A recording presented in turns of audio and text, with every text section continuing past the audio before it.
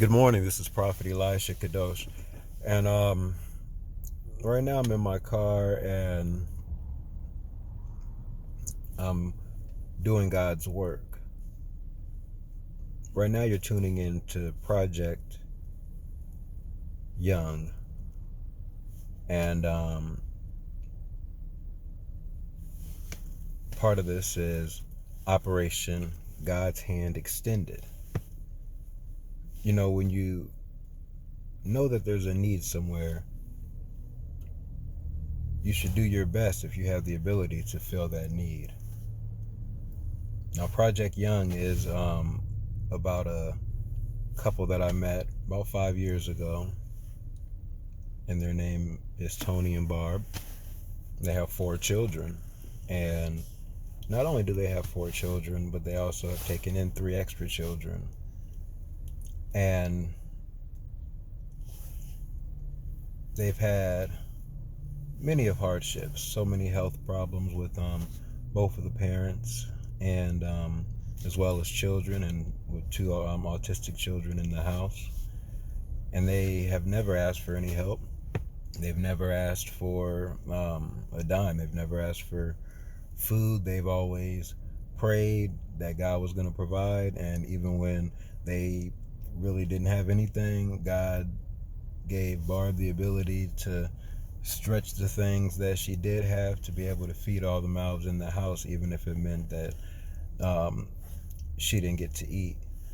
And so before I went on my faith journey, I came over to meet with them because this has always been my family. I've always come. The kids, I love loving on them. They love loving on me, and I've always come over and brought fruit. And when I was doing Forgotten Harvest, I would always come on Wednesdays and bring all types of snack cakes and fruit especially for JoJo. JoJo loves the fruit, man, and they've always been knitted deeply into my heart.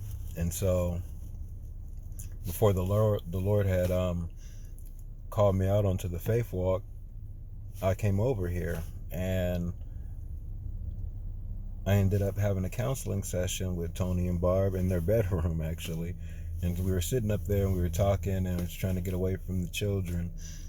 And I began sharing with them things that the Lord was showing me that was to come. And we talked for about an hour, and the majority of the conversation is on actual voice recorded because I wanted it documented, and I needed somebody that was able to be a witness to like everything. I told him I didn't know how that stuff was going to happen. I didn't know how it was going to play out, but God was doing, he told me I was about to do something that was going to be for global revival. I didn't know how it was going to play out. I didn't know I was going to Georgia. I didn't know anything of that at that point. So that next morning I woke up, and it was a Friday, and the Lord told me to come back over here, and I came back over here. I brought some groceries over here, and I told them at that time, like, look, because they had so many needs.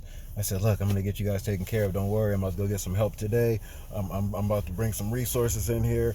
I'm about to get you guys some school supplies for the kids. Like I was so confident that it was going to happen right then on that day.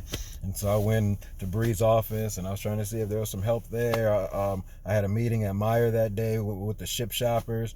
I talked to the general manager. He was telling me how much food they throw away. And so I was like, hey, like, I have a family. They could really use some of this food y'all gonna throw away. He ignored me basically because he's like, look, welcome to Detroit. There's needs everywhere, but specifically this family here, Project Young, is a family that, and I told them before I went on this faith walk, I said, the Lord told me that I was going to bless you guys with a house. I'm like, it's going to be an amazing house. It's not going to have stairs, and you guys are going to spread love and joy and raise kids in this house, and God is going to even increase you guys to do more. because they're givers. When they have nothing left, they give. And so I promised you guys even more food that day, and I wasn't able to do it. And so since that day, it's been 2.5 months, and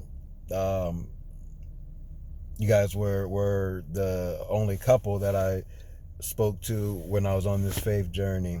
And I appreciate you guys. I love your family. God is going to open up the windows of heaven for your faithfulness. I love you guys. I love all these children. All 7 of them. My nieces and nephews. And so right now, I'm pulling up to you guys' house. I know it's rough right now, and I know these kids are eating you out of house and home by the hour. And so I'm about to leave some food on your porch,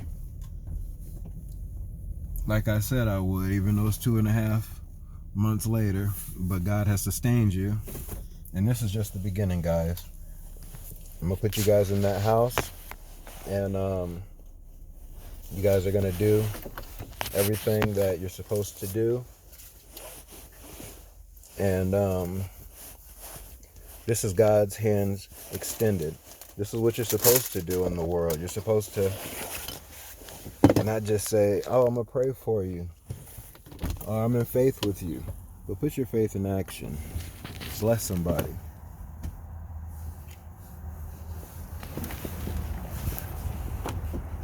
Put your faith in action. Be a blessing. So that's for you guys. That should hold you over for a little bit with these children. And I love you. The best is yet to come. Keep praying, keep believing.